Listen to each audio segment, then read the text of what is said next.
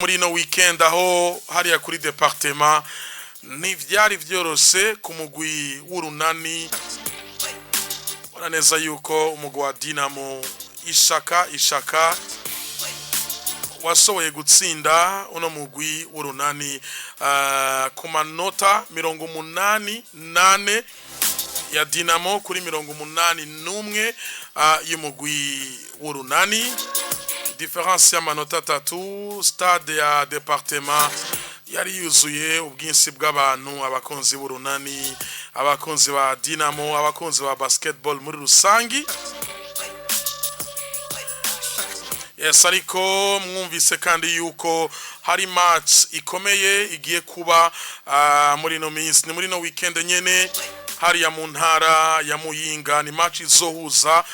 umugwi wa Rukundo FC umugusanzwe ofisi icicaro ngaha kuri King Star mu Bwiza, ukaba usanzwe urongoye n'uwitwa Nduwayo, urimwe abantu nk'aba Jashe,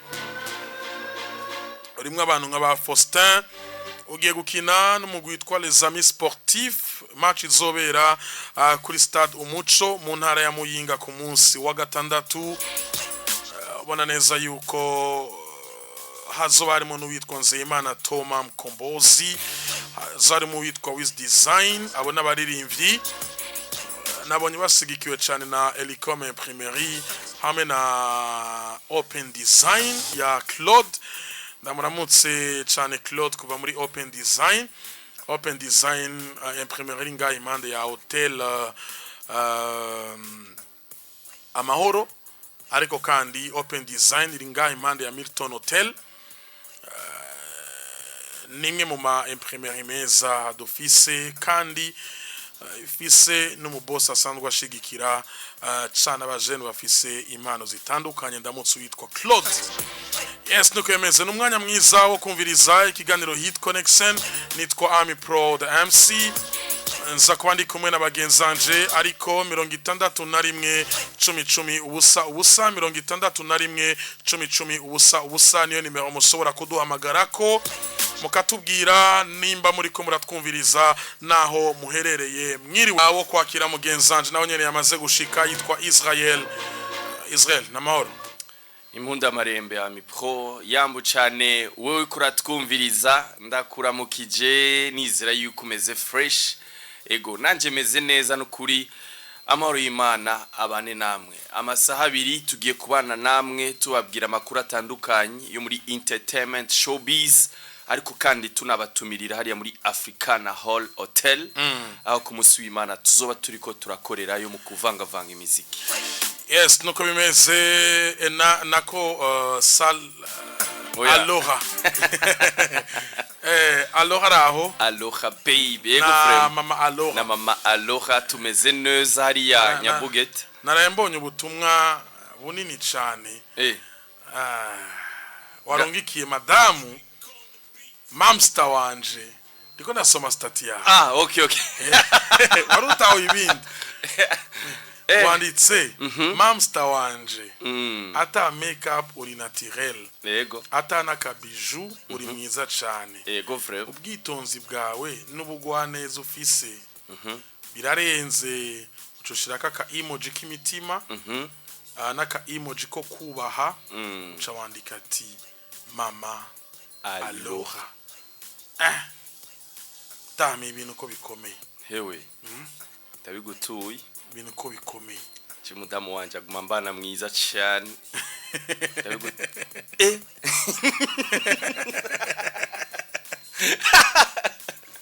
Yewe gae oya birarenze kweli.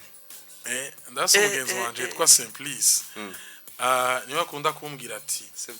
Simplice papa mapasa. Niwe akunda kumbwira ati Ami Pro,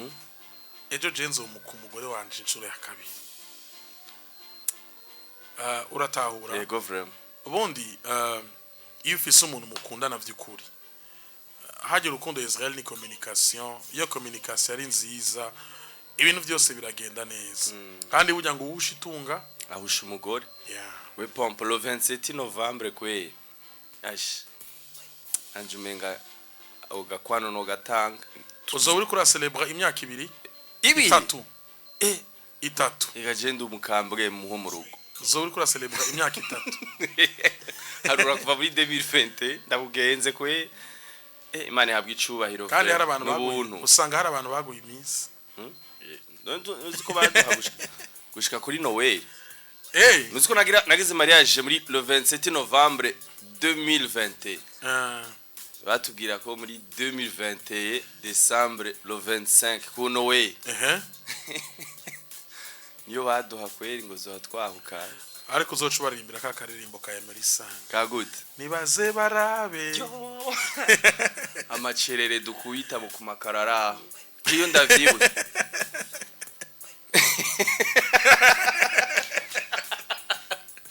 Imana yaduheza gibe Imana nigitangaza nukuri mukubita amacerere hari umuvyo yambwiye ngo ibuye bagaye byo ryakomeje ifuruka ubundi Israel ajya amabuye bagutera ntuzoyate urazoyegeranya hamuzoce uyubakamwe umushinga ukomeye canke uyubake mwinzu si sawa hajya na Sani nawe nyina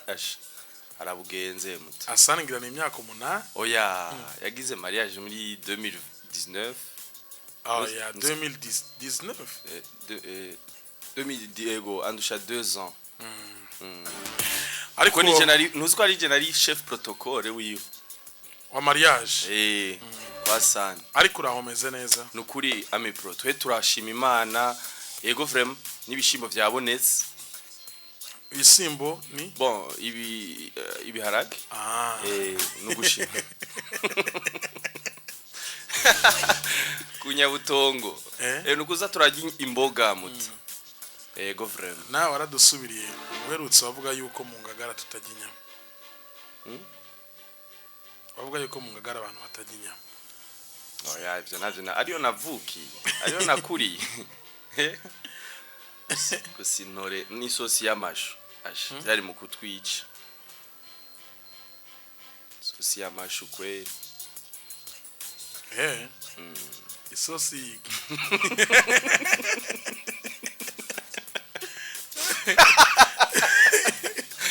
ubundi abona ko baratwumviriza ni vyiza ko ducishamo n'akantu k'agakomedi ntibave bibaza ngo two turirata oya nugutwenza nyene dushima Imana kandi n'abantu mutwumviriza no kurwimana hemwe ubonye uvyutsa amahoro Imana yazigamye umufasoni wawe ikibondo cawe abavyeyi bawe abo muvukana ebana umeze neza we uratambuka uragorora ukuboko ukavuga bigakunda ugakanura bigakunda kuko ari igihe umuntu avyuka ukumva nyene ari paralize igihande kimwe ntabuja cyangwa ukumva uvyukanye umutwe umenetse ku misonga yatani undi Israel kandi abwira ikintu kimwe iyo umuntu asinziriye bon je niko ndabitahura bambabarira ni igice kimwe uyo muntu abatakiri muzima kuko Israel mwitiro hashobora kubera ibintu byinshi rero iyo uramutse amahoro ugihumeka umwuka w'abazima ni byiza gushima no gusimira Imana kuba yakuvyuye amahoro nico gituma Israel si byiza yuko umuntu ava mu gitanda atarashima Imana imbere yo gukora ibindi bintu byose fata umwanya ushimira Imana kuba yakuvyuye amahoro ushimira Imana kuba abakwegereye bameze neza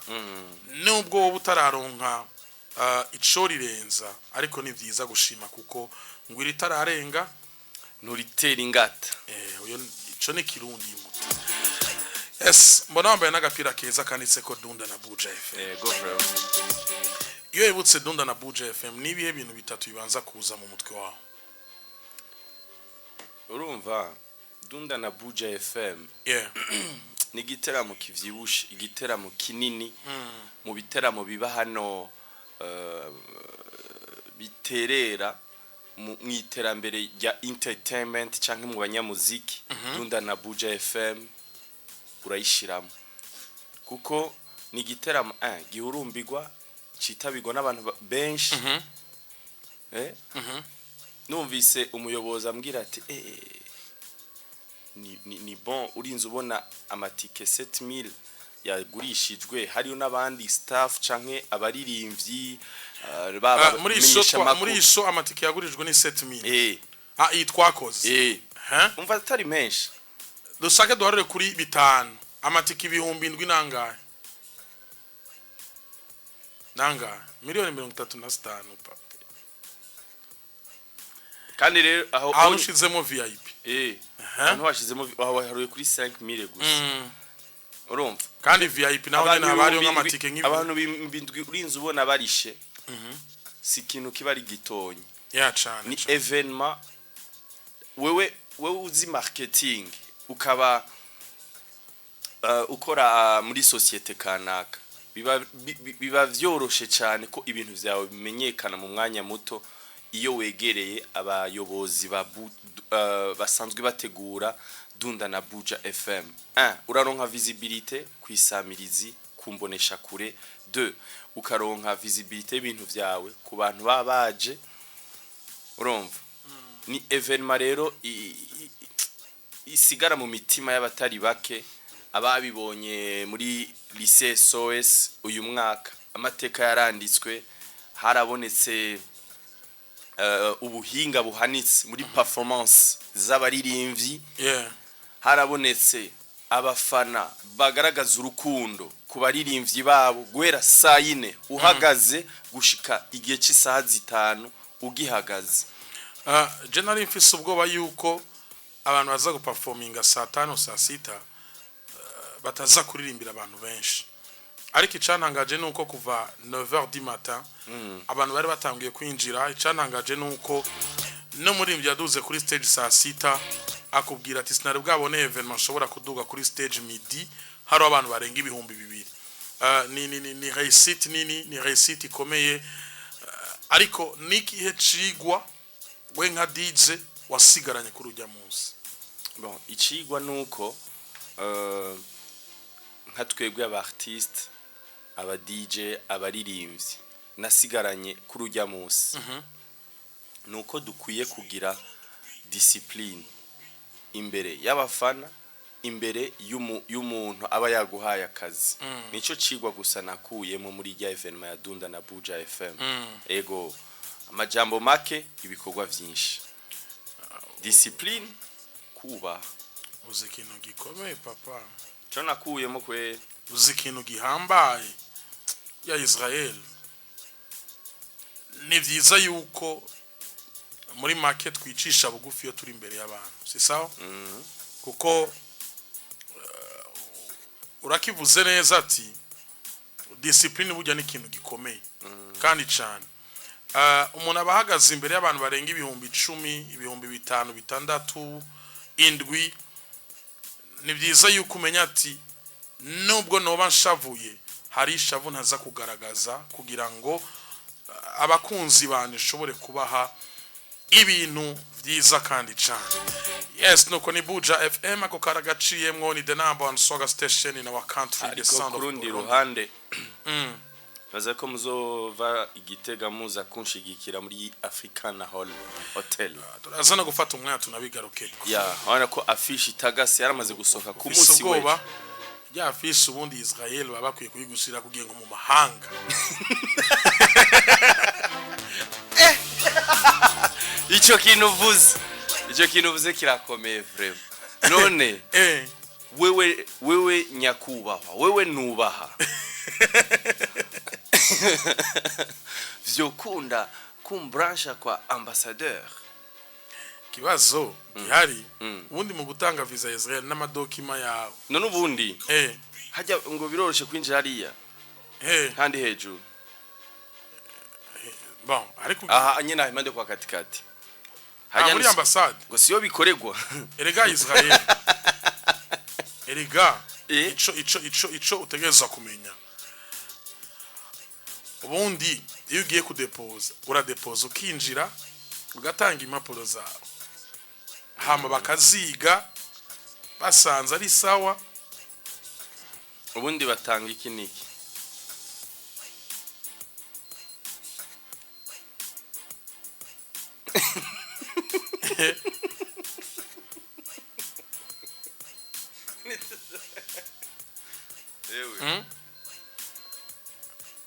kuyiplant yasi kuyiplant brancha erega mama twiyo oya ivyo batanga nibaza ko bisanzwe kabisa ma nibaza ko batanga impapuro zerekana ico ugiye gukora situation bancaire ugatanga passport amafoto ibintu nk'ivyo shani nk'ivyo kabisa nta bintu by'ama identité complète ugiye gusaba akazi kasi amakaziye judiciaire oui zirakurusha yes nukwemeza reka duhere amakuru yacu ari kwa Jean-Pierre Nimbona Kidum Kibido yes ubundi muzogenda ryari vuba agatike karabonetse mani birimo kavivi mani birimo kabisa yes nukwemeza reka twumvirize indirimbo shasha ya Jean-Pierre Nimbona Kidum Israel Kidum nyuma yo gukorana n'umuhisi Miss Erika agakorana na Mona Walda agakorana na Estanish yakoze indirimbo nziza n'uwitwa Vania Ice indirimbo yitwa Umuti eba ndavye igikorwa Kidum yafashije Estanish ni indirimbo yitwa Umbamwe yego akora indirimbo yitwa ari kumwe na Mokenzi ndafuha asa n'indirimbo yakoranye n'umuhisi Miss Erika voilà ubaraje kuri Vania Ice ni kintu gikomeye amipro uno muri gent Kidum Kibido Kibuganizo indirimbo Umuti ivuze ibintu byinshi ku muziki wa hano mu gihugu ku muziki waba female wabigeme bivuze iki rero murabizi yuko ni novuga yuko benshi abigeme benshi harazamwo imyidogo myinshi ngo nta support ikwiye kuri bakuru babo nta support ikwiye kuri abacanke bariya donc vyitwa ko umenga abarinzikazi barakumigwa cyane mugabo urabona ino hangiro yihaye no mu jeune reka namwita mu jeune kuko umusaza Jean-Pierre Nimbona urabona yuko yafashe ya mbere kugira ngo ashigikire muziki wabigeme yego anabaduze anabaye platform nini abere ku mwongo uhuma n'udahuma nukuri mu muziki wo mu Burundi imyidogo yari myinshi gose surtout ko bigeme yuko bakumigwa surtout ngo iyo bageze ku rubuga rw'umuziki ntibagaragara cyane ariko urabona yuko Kidum ni ikintu cyo kumushimira cyane ni ikintu umuntu akwiye kumwibukira ko gose gushika nuba kiriho amuha amashugwe yiwe yes nuko bimeze n'indirimbo yitwa Umuti n'indirimbo nziza reka dufate umwanya mwiza tuyumvirize muri Hit Connection kuri Buja FM ni the number one soga station in our country the sound of Burundi iminota 3 amasegonda 49 indirimbo nziza kandi cyane Jean-Pierre Nimbona Kidum Kibido Kibuganizo ari kumwe na Vania Muhimpundu canke Vania Ice ubundi Kiduma kubwira yuko iyi sama nta kwasama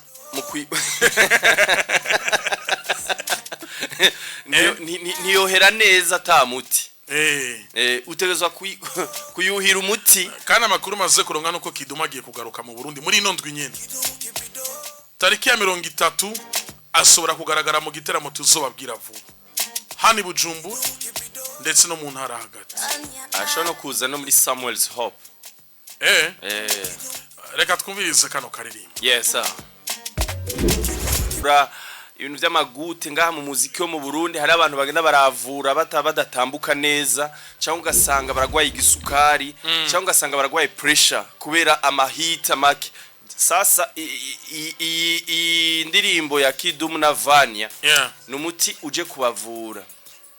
iravura abigeme bose, ikavura abarimvyikazi, ikavura abaririmvyi mu ma generation yose kabisa. Sinzi ko maze ukibona Kidum n'umuririmvyi iyo ahuye na generation 90 aramenya ingena jana nayo, iyo ahuye na generation 2000 aramenya ingena jana nabo, yego niyigera bamwendre ahantu hose yamakoma. Niyahuye uramaze kubona niyahuye n'umuntu abona yuko vraiment arayumba igaro umuririmvyi usanga yumba amipro ugakamugurura neza kamufata. Nturabona umuntu azi ikinga mu quartier mugabo agiye mu ikaburi mugasanga ariko arajegera aragira gutya. Hari n'umuntu n'umuririmvyi ubibaza ngo arazi kuririmba mugabo ahuye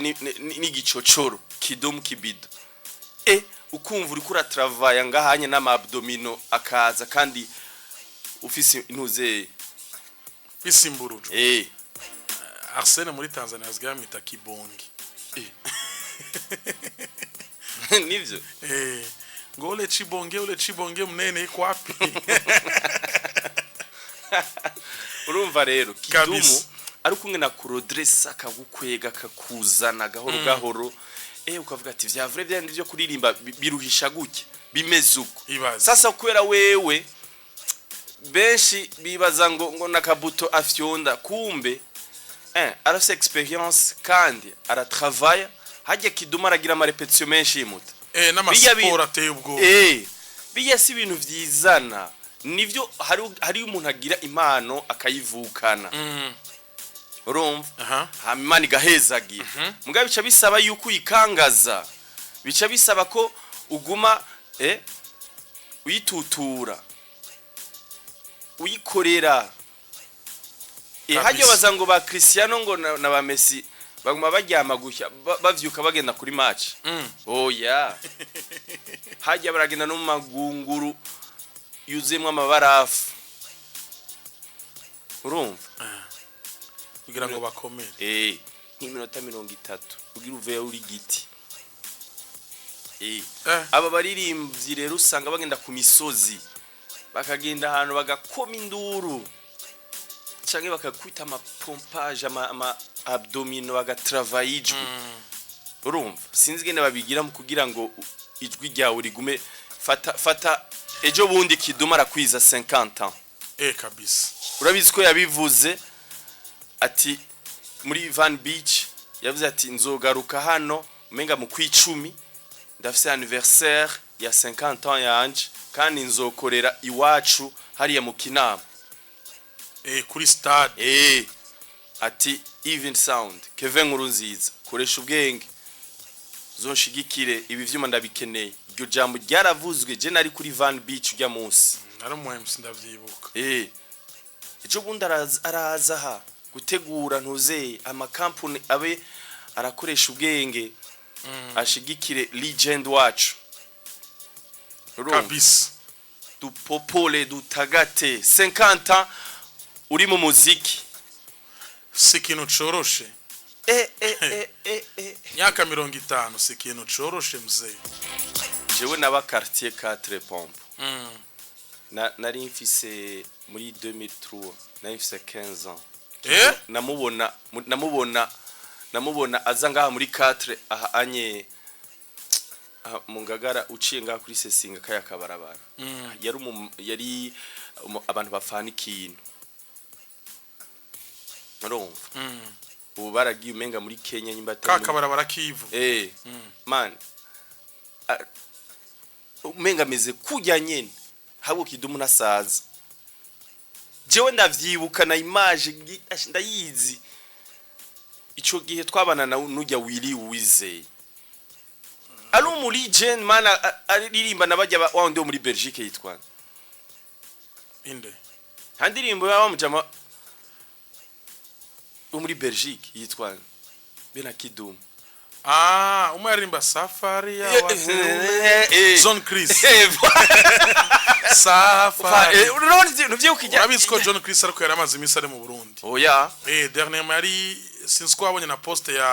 ya ambassadeur wa Belgique yarapostinze ko John Chris yari yamugendeye ngaha mu Burundi ari kumwe na ba Excellent igeze kuba atwara menya media ahira cyagena ba Paul nkeka babonana oya Paul babonanye hirya yejo ariko before yabanje kubona na John Chris ntavyo namenye frère Excellent yes nuko yemeze tuzofata umwanya binadukundiye ejo numvise ngo abantu bariko baritiranya indirimbo ya Kidum ngo yitwa umutima ni umuti oya no muti